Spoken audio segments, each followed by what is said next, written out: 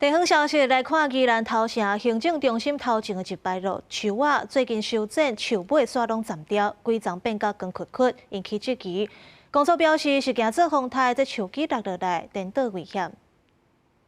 规排树仔剩树心，树仔去互人坐头切断，敢若剩一寡细叶甲叶仔，有的是一片叶仔都无。宜兰头城镇行政中心前规排路树，去互人安尼修剪，也引起外界议论。你会觉得这样不好看？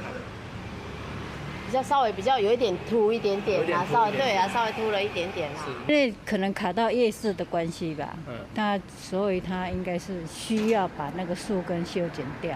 民众对修剪树尾看法无同，电工所讲有面来反映，这个树仔若大概风台来，长尾会影响四周围的主体，所以提早修剪，剪修这部分会检讨。之前就是。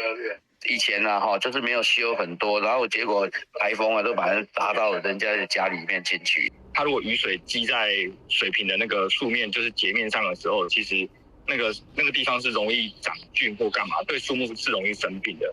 新闻老师讲，这种用水平的修剪方式会破坏树仔本来稳定的树尾，新发出来的幼蛙袂堪咧风台的冲击，敢会带来更加侪长枝，若无效果，更加会伤害树仔。